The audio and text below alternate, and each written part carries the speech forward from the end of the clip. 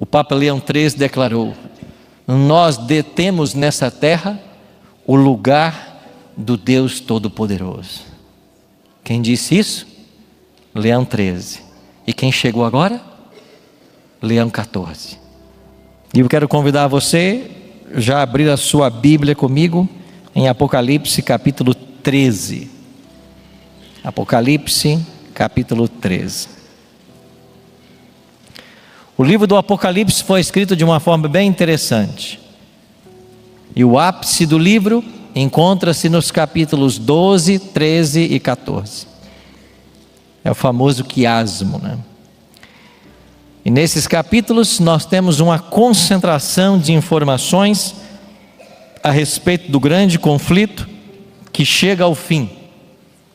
E nós vamos entender um pouquinho mais desse tema. Talvez a pergunta que eu mais tenho ouvido em meu ministério seja: pastor, quando é que Jesus volta?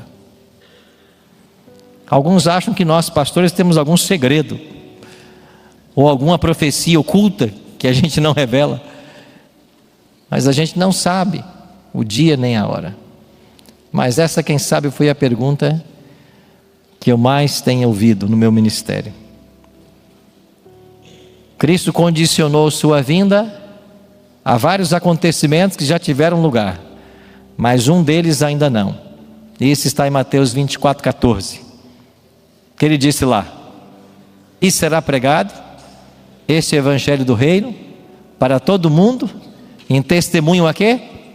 Todas as nações, então virá o fim. O fim só virá quando o evangelho for pregado a toda criatura.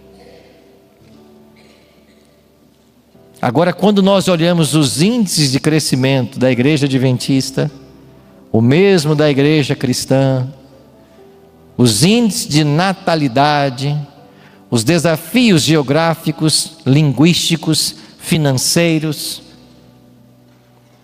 a gente se depara com um dilema: como que o evangelho vai alcançar o mundo inteiro? Como que uma igreja com pouco mais de 22 milhões de membros espalhados pelo mundo poderá concluir esta obra que nos foi confiada? Há uma resposta. Deus tem uma estratégia para a conclusão da pregação do evangelho. E essa estratégia nós vamos estudar amanhã. Amanhã você vai entender o plano que Deus já estabeleceu em sua palavra, que levará à evangelização do mundo. O plano já está aí. Às vezes a gente não percebe, mas o plano já foi estabelecido. E o detalhe mais interessante é que quem não fizer parte desse plano vai ficar de fora. É o verdadeiro evangelismo integrado. Quem não se integrar vai ficar de fora. Então, qual é a estratégia que Deus vai usar para a conclusão da sua obra? É o que nós veremos amanhã. Eu digo sem medo de errar que amanhã será o tema mais importante da nossa semana. Mais importante de qualquer outro tema que nós estudamos ou ainda estudaremos. O tema de amanhã é o mais importante. Ao mesmo tempo, é um dos temas mais desconhecidos. Te espero amanhã às 8. Hoje, nós vamos dar uma olhadinha em Apocalipse capítulo 13, e dentro dele nós encontramos 2 decretos. E nós vamos falar hoje sobre o primeiro decreto, e ainda esta semana sobre o segundo decreto. Em Apocalipse 13 há 2 decretos. Hoje vamos ver o primeiro, que é o decreto dominical. O capítulo 13 de Apocalipse não começa em Apocalipse 13, começa em Apocalipse 10. É por isso que no sábado eu abordei esse tema. Apocalipse capítulo 10, versos 1 e 2 diz assim: vi outro anjo forte descendo do céu, envolto em nuvem, com um arco-íris por cima de sua cabeça, o rosto era como o sol, as pernas como colunas de fogo, tinha na mão o livrinho aberto, e ele pôs o pé direito sobre o mar e o esquerdo sobre a terra. No sábado eu expliquei que essa posição de Cristo, o pé direito no mar e o esquerdo na terra, significa a autoridade que ele tem. Jesus tem autoridade sobre terra e mar. Por isso ele assume essa posição. E agora, quando chegamos em Apocalipse 13, você tem uma besta, um animal que sai do mar, e uma besta, um animal que sai da terra. E por que esses animais se levantam do mar e da terra? É porque no capítulo 10, Cristo pôs o pé no mar e na terra. Ele tem autoridade. Mas esses dois poderes se levantam para tomar a autoridade de Deus. Aí eu fico me perguntando, que petulância um poder se levantar para tentar usurpar as prerrogativas divinas. É muita petulância. Bem, mas não foi essa petulância que aquele anjo demonstrou lá no céu, quando tentou ocupar o lugar do Criador? Quando quis estabelecer o seu trono acima das estrelas dos céus? Quando quis ter o seu nome adorado? Não é petulante o diabo? Não foi petulante o diabo quando ele disse lá no deserto da tentação: se você de fato é o Cristo, me adora, e eu te entregarei os reinos desse mundo. Que petulância! Desejando ser adorado pelo próprio Deus. Esses poderes são assim. E não é novidade porque eles são assim, porque Apocalipse 13 diz que foi o dragão que deu poder para eles. É o próprio diabo que está por detrás desses poderes. Então nós vamos passar brevemente esses dois poderes. Eu vou tentar ser bem sucinto, porque o tempo, ele não para, né? Então vamos para o primeiro animal, a primeira besta. Vi emergir do mar uma besta que tinha 10 chifres, 7 cabeças, e sobre os 10 chifres 10 diademas, e sobre as cabeças nomes de blasfêmia. Quem é esse poder? A história identifica esse poder como sendo Roma pagã e Roma papal. Não são os adventistas só que ensinam isso. Muito antes de haver um único adventista sobre a face da terra, esta profecia já era descrita dessa maneira. E sabe quem é que pensava assim? Martinho Lutero. Ele disse que esse poder representa Roma em suas duas fases, lá no século XVI. Sabe quem mais disse isso? Isaac Newton, século XVIII. Isaac Newton disse que esse poder que se levanta do mar é o mesmo chifre pequeno de Daniel capítulo 7, e ele representa Roma nas suas fases imperial e papal. Então os adventistas não são os primeiros. Nós aprendemos com eles a respeito disso. Mas será que é verdade essa crença? Será que esta besta que se levanta do mar é uma alusão a Roma em suas fases pagã e papal? Vejamos. É uma besta com 10 chifres e 7 cabeças. O que é besta ou animal? Daniel 7,17 responde: esses grandes animais que são 4 reis que se levantarão da terra. Então na profecia um animal ou uma besta significa um rei ou um reino que se levanta da terra. O que representa 10 chifres? Apocalipse 17,12 responde: os 10 chifres que viste são 10 reis, os quais ainda não receberam reino, mas recebem autoridade como reis com a besta durante 1 hora. Os chifres também são reis, também são reinos. E então, quais seriam esses chifres?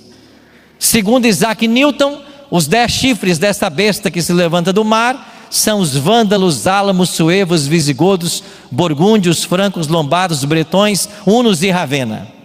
E quando você compara os estudos de Isaac Newton na sua obra, Observações sobre as profecias de Daniel e Apocalipse, publicada em 1733, você percebe que há uma pequena diferença entre os reinos que ele afirma e os reinos que os historiadores modernos atribuem. Apenas uma diferença de 3 reinos. Por que isso aqui é importante? Você deve se lembrar que Roma não perde o seu poder para nenhum outro império mundial. Babilônia perdeu o seu poder para a Medo-Pérsia perdeu para a Grécia perdeu para Roma, mas Roma não perdeu o seu poder para um outro império. Roma foi minada em suas bases. O Império Romano foi minado pela invasão das tribos bárbaras, e eram 10 as tribos. Essas 10 tribos começaram sua invasão no ano 352 de nossa era, e no ano 476 caiu o Império Romano. Rômulo Augusto foi o último imperador romano. E quando sai de cena o Império Romano, qual é a figura política que sobrou? O bispo de Roma. Então a continuidade do Império Romano é a Igreja Romana, o bispo de Roma. Inclusive nós chamamos hoje o Papa de o Sumo Pontífice. Agora esse termo não é originariamente dele. Sumo Pontífice é um título atribuído ao imperador romano. E por que ele era chamado de Sumo Pontífice? Porque foi o imperador que construiu várias pontes, ligando todas as estradas à capital romana. Daí vem o ditado: todos os caminhos levam a Roma. Porque o imperador fez assim, e ele ficou conhecido e tratado como o Sumo Pontífice, o máximo construtor de pontes. Agora esse título que outrora pertenceu ao imperador de Roma, hoje pertence ao Papa. É por isso que os historiadores dizem que o papado é a continuidade do império, e que o Papa, ele continuou o trabalho do imperador. E essas 7 cabeças? Apocalipse 17 diz: aqui está o sentido, quem tem sabedoria. As 7 cabeças são 7 montes sobre os quais a mulher está assentada, são também 7 reis, dos quais 5 caíram, um existe e outro ainda não chegou, e quando chegar tem que durar pouco tempo. Muitas pessoas têm interpretado essas cabeças até como 7 papas, ou seja, desde a restauração da ferida mortal, segundo eles afirmam, em 1929, teríamos 7 papas até que o anticristo se manifestasse. A igreja adventista não apoia essa interpretação, porque nós não somos futuristas, nós somos historicistas.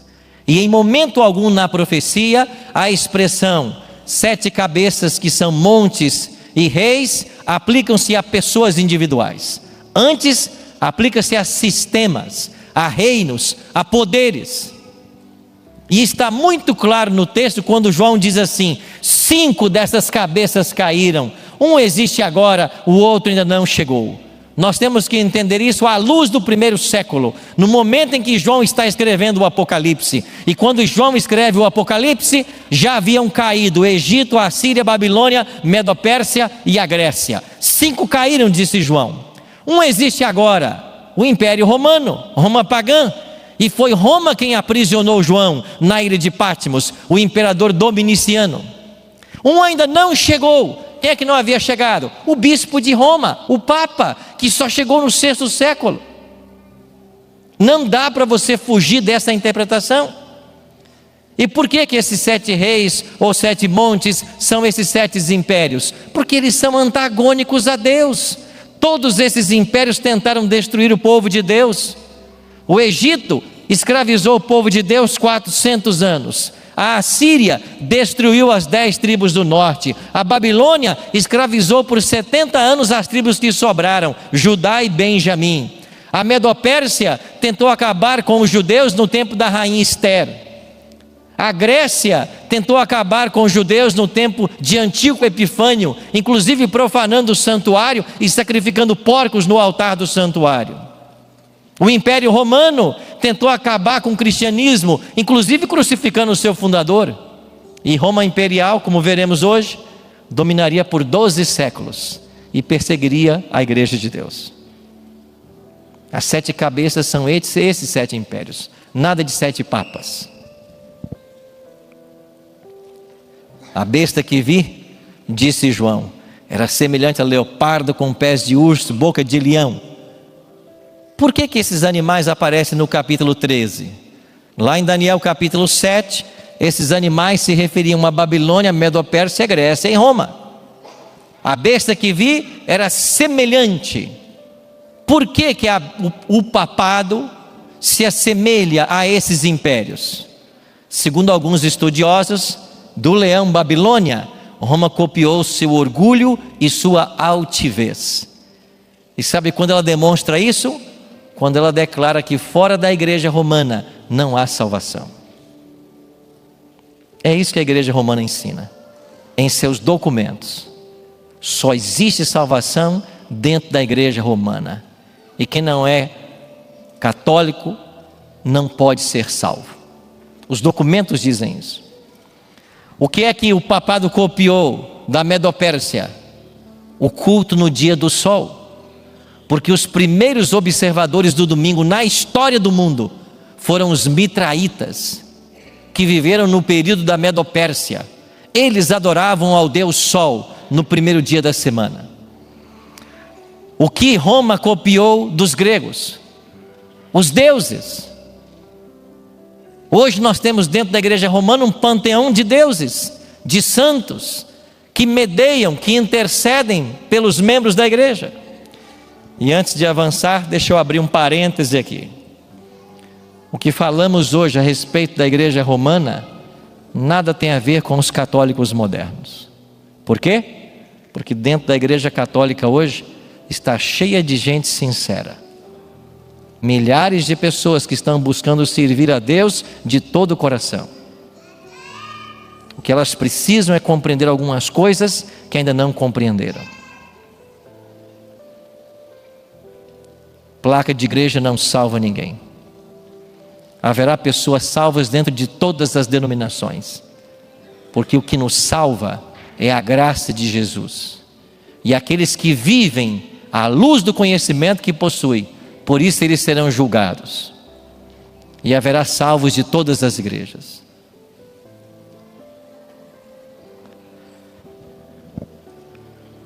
Apocalipse diz que foi dado a esse poder uma boca para proferir arrogâncias e blasfêmias, e autoridade para agir 42 meses. Que boca é essa que produz arrogância e blasfêmia? O que é blasfêmia?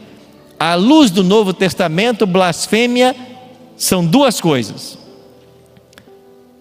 Primeiro, vendo-lhes a fé, Jesus disse ao paralítico: filho, os teus pecados estão perdoados. Mas alguns dos escribas estavam assentados ali e arrazoavam em seu coração: por que fala ele desse modo? Isso é blasfêmia. Quem pode perdoar pecados senão um? E quem é que pode perdoar pecados? Quem, irmãos?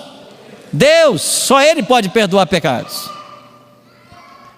Então, quando a igreja romana ensina a doutrina da confissão auricular, que você pode confessar seu pecado ao sacerdote, e ele tem poder para perdoar você, isso é uma blasfêmia. Porque ser humano nenhum pode perdoar pecados. Só quem perdoa pecados é Deus. Ano passado eu voltei ao Vaticano novamente. E ali no Vaticano, você entra, e também na igreja de São João de Latrão, em Roma. Você entra na igreja e ali existem vários confessionários. Na igreja de São João de Latrão, por exemplo, tem vários confessionários, e em cima de cada um deles tem a língua que o padre fala: alemão, francês, italiano, inglês, espanhol. Eu não achei o português, não entrei para confessar, não tinha lá. Então você que está visitando a igreja, escolhe a língua que você fala, entra ali, conversa, pede perdão. Um deles saiu do consistório em um momento, eu o abordei e queria saber mais um pouquinho sobre a Porta Santa que tem lá, né? Você sabe que em Roma existem 4 basílicas papais. E uma basílica papal é caracterizada por 2 coisas. Ela tem um altar papal, onde só o Papa celebra a missa, e ela tem uma porta sancta, uma porta que se abre. No passado era a cada 50 anos, agora são 25. E segundo a teologia da igreja, quando o Papa abre essas portas, todo aquele que passa por ela tem todos os seus pecados perdoados. Então eu queria mais explicações, e eu pedi que ele me ajudasse. E ele bondosamente foi até a porta, me mostrou. A porta estava até interditada, estavam fazendo reformas, mas ela se abre a cada 25 anos, e quem tem que abri-la é o Papa. Mas ele estava ali, dentro do confessionário, ouvindo as confissões e perdoando pecados. Isso é o que é a luz da Bíblia? Blasfêmia. E as pessoas que entram ali são pessoas sinceras. Elas aprenderam assim. Elas acham que elas estão fazendo a coisa certa. No ano passado eu visitei os 4 centros de peregrinação da Igreja Católica do mundo. Eu fui a Aparecida, fui ao Vaticano, fui a São João de Compostela, Santiago de Compostela e fui a Fátima. Portugal, Espanha, Itália e São Paulo. Nós estamos preparando um documentário sobre Apocalipse 13. Vai ficar pronto o ano que vem. E lá em Fátima, você tem uma avenida que dá para a Capela de Fátima, e ali você tem um circuito de granito escuro, e ali as pessoas de joelhos, elas vão uma longa distância até a Basílica, onde está a imagem de Fátima. E enquanto eu estava ali, eu presenciei algumas cenas interessantes, impressionantes. Uma delas, uma garotinha, devia ter mais ou menos, não sei se uns 10, 12 anos de idade. E ela fazia o circuito de joelhos, debaixo de um sol escaldante, um calor enorme. E a mãe dela acompanhava enquanto ela ia de joelhos, a mãe ia do lado, motivando a filha. E eu fiquei olhando a cena. E de tempos em tempos a garotinha reclamava. Aí a mãe levantava a garotinha, limpava o sangue com um pano, e ela se ajoelhava de novo e continuava a sua caminhada. Gente sincera. Aprendeu que isso é que salva. Aprendeu que isso é que traz perdão. Mas não é. É blasfêmia. Achar que algum santo pode perdoar você. Achar que algum sacerdote pode perdoar você. Só quem perdoa é Jesus Cristo. A palavra de Deus diz que nós só temos um mediador entre Deus e o homem. É Jesus Cristo. A palavra de Deus ensina que Ele é nosso advogado. João escreveu: filhinhos, isto vos escrevo para que não pequeis. Todavia, se alguém pecar, nós temos um advogado junto ao Pai. Quem é Ele?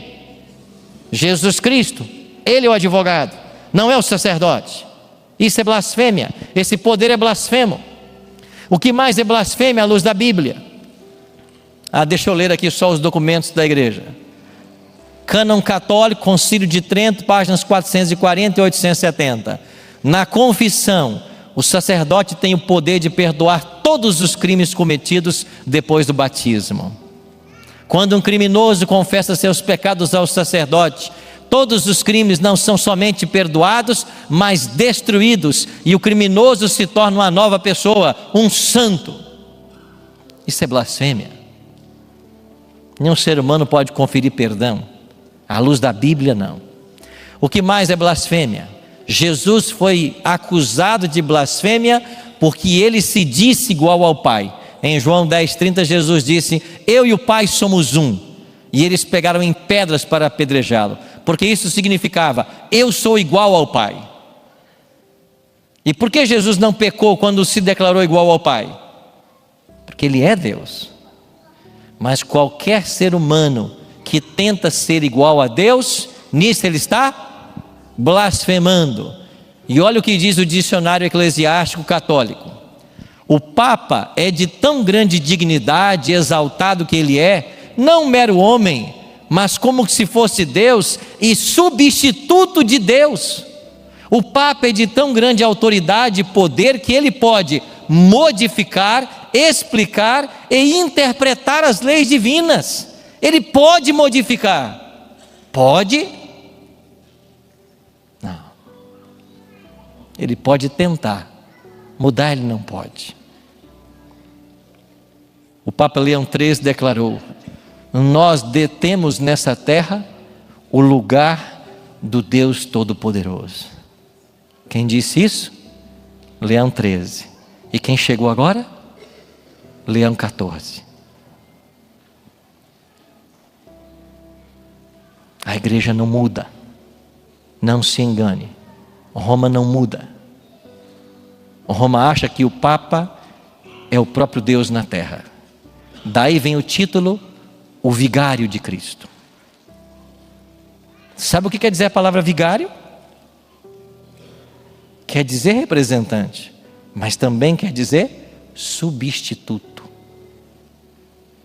Quando declaram que o Papa é o vigário, eles declaram que o Papa é o substituto de Deus na terra. É o que disse Leão 13.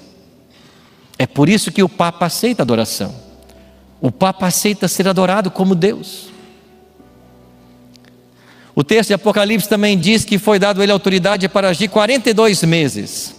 Os meses na Bíblia têm 30 dias, no calendário judaico. 30 vezes 42, 1260. Quando é que esse período se cumpre na história? Começa em 538, com a expulsão da última tribo ariana. O decreto de Justiniano foi em 533, 5 anos antes.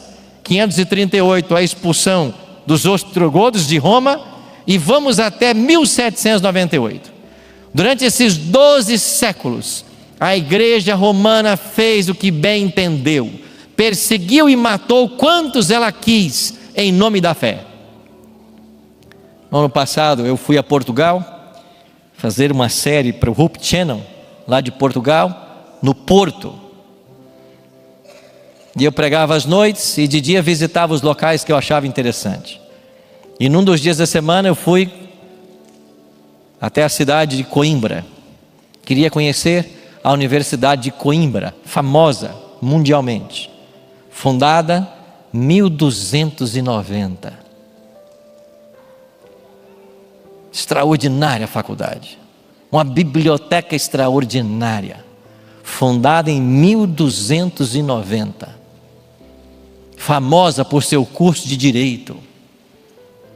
E enquanto eu visitava ali as bibliotecas, um professor da universidade que eu conheci, ele disse: pastor, você já foi na praça da Inquisição, aqui em Coimbra?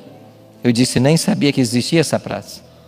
Ele disse: então você que gosta de história, vai visitar, fica bem no centro da cidade. E assim que eu terminei minha visita, eu fui lá visitar a Praça da Inquisição em Coimbra. Lá tirei essas fotos, tirei várias. Aqui você tem um quadro que lá está falando sobre o alto da fé da Inquisição. A Inquisição foi o pior estratagema que a igreja desenvolveu, que atingiu seu clímax no 12º século. Nessa Inquisição, em Coimbra, preste atenção, na Inquisição da igreja romana em Coimbra, 12 mil judeus perderam suas vidas. E nas paredes desse pátio da Inquisição estão os nomes desses judeus mortos. E lá, nesse museu, são preservadas 2 salas onde o alto da fé tinha lugar, onde era montado ali um tribunal. E quem a igreja declarava ser herege, vinha para esta sala. Era submetido a interrogatório, a torturas. E lá você vê todas as fotos dos instrumentos de tortura que eles usavam. E um rapaz que lá trabalhava, e eu perguntei: e esse local aqui com essa corda? Ele dizia: isso aqui é a sala original do 12º século. E essa corda aqui, ela está no mesmo lugar que eles colocavam as cordas para enforcar esses hereges. Ou morriam enforcados, ou morriam traspassados, ou então colocavam-se instrumentos onde os pés eram puxados numa direção, os braços em outra, até que a pessoa fosse esquartejada.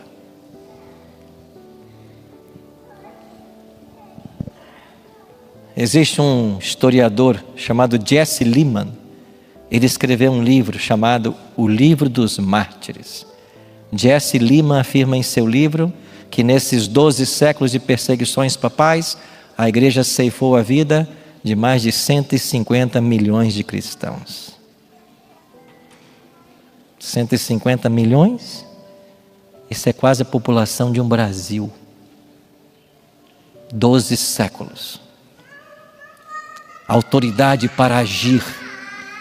E perseguiu como bem quis. Eu tive a chance de visitar mais uma vez também a casa dos valdenses.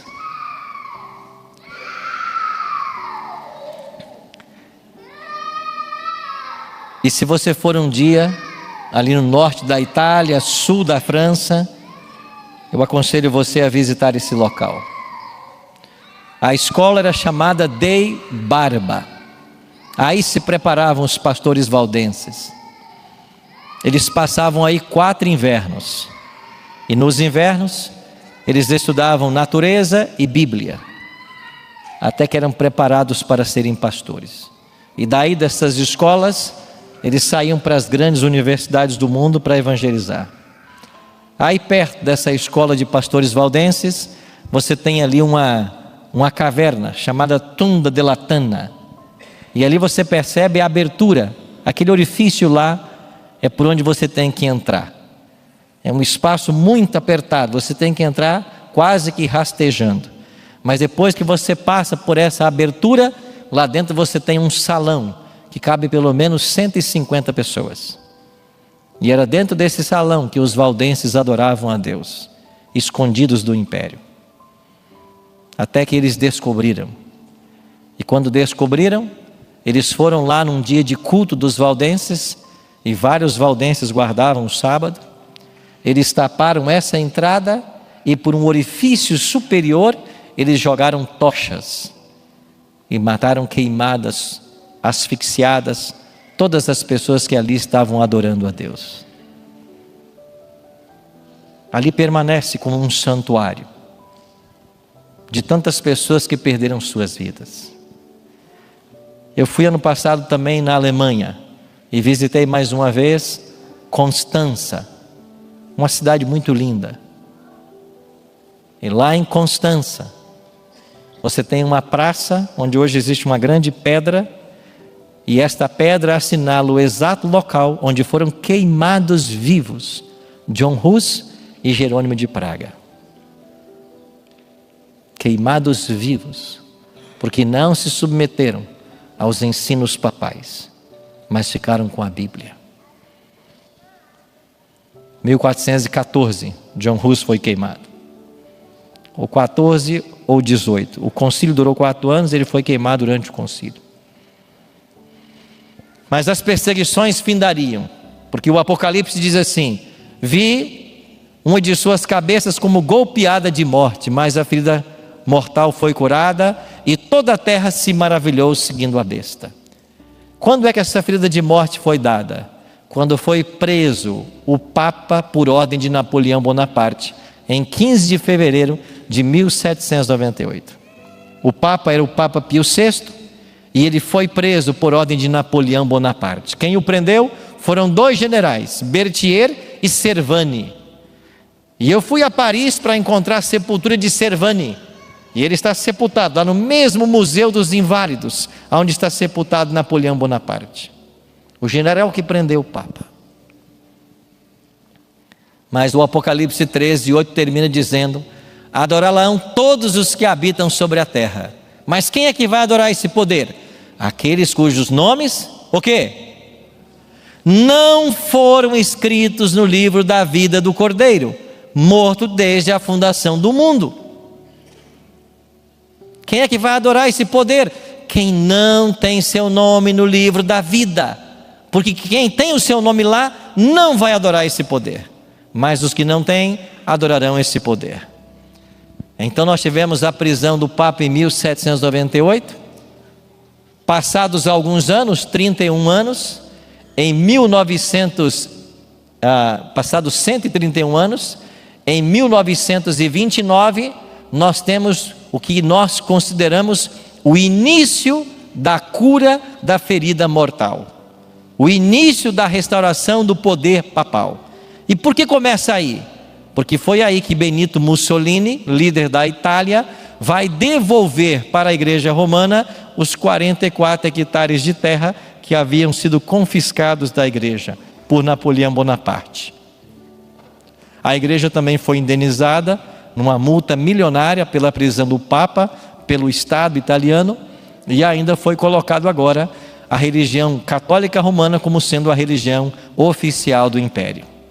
E agora, com o estabelecimento desse novo Estado, de apenas 44 hectares de terra, o Estado do Vaticano, o Papa ganhou o status de chefe de Estado.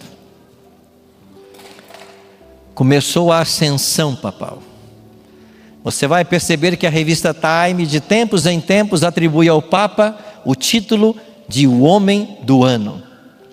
E essa ascensão chegou vertiginosamente na década de 80, quando nós tivemos o início das relações diplomáticas entre Vaticano e Casa Branca, no governo de João Paulo II e o presidente Ronald Reagan.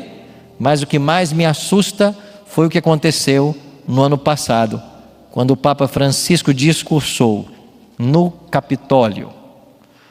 Foi a primeira vez que um Papa ocupou aquela tribuna. Quando o Papa Francisco esteve nos Estados Unidos em sua primeira visita oficial, ele fez 3 discursos. Um nos jardins da Casa Branca, um no Senado e o outro na sede da ONU. Mas o que mais me chamou a atenção foi o discurso do Papa Francisco nos jardins da Casa Branca. Porque ele disse assim: eu estou feliz. Durou 9 minutos o discurso. Está na internet. Eu estou feliz em estar sendo recebido por vocês. Eu que não sou daqui, sou um estrangeiro. Ele é argentino, né? Era argentino. E ele disse assim: assim como também vocês não são daqui e um dia foram recebidos aqui.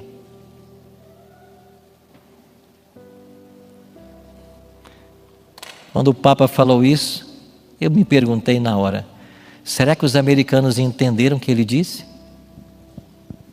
Vocês também foram bem recebidos aqui, mas vocês não são daqui. E não eram mesmo. Eles eram da onde? Eram da Europa. Mas eles foram para ali, fugindo das perseguições papais. Vocês não são daqui. E por que vocês não são? Porque nós perseguimos vocês lá na Europa e vocês vieram parar aqui.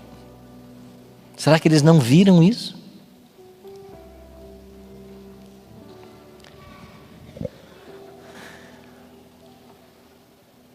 Agora o Apocalipse 13 diz que vai se levantar uma outra besta da terra para se unir ao papado.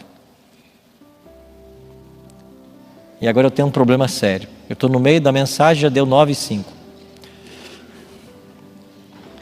Eu vou ter que relocar e vou entrar em Apocalipse 13:11 só a partir de amanhã, porque eu não quero me demorar mais. Mas eu queria encerrar então só com esse primeiro poder. E amanhã a gente continua o Apocalipse 13. E eu vou falar da besta da terra, da união desses poderes e do decreto dominical que vem por aí. Mas eu queria encerrar dizendo para você o seguinte: a gente não traz essas informações para falar mal de igreja A ou B. A gente traz essas informações porque é isso que a palavra de Deus profetizou. Isso foi profetizado que aconteceria e aconteceu. Esse poder está no seu auge. E a Bíblia diz que os habitantes da terra vão venerar mais uma vez esse poder. Quando é que isso vai acontecer? Quando os seres humanos perceberem que os governos, eles são incompetentes para resolver os nossos problemas. Quando eles perceberem que nós precisamos de uma moeda única. Nós precisamos nos unir como globo, a nossa casa. E nós precisamos de um governo mundial. E por que não pegar alguém que já tem experiência como no passado? E as pessoas vão se submeter a esse poder mais uma vez. Mas quem é que o Apocalipse diz que vai se submeter? Aqueles que não têm seus nomes no livro da vida.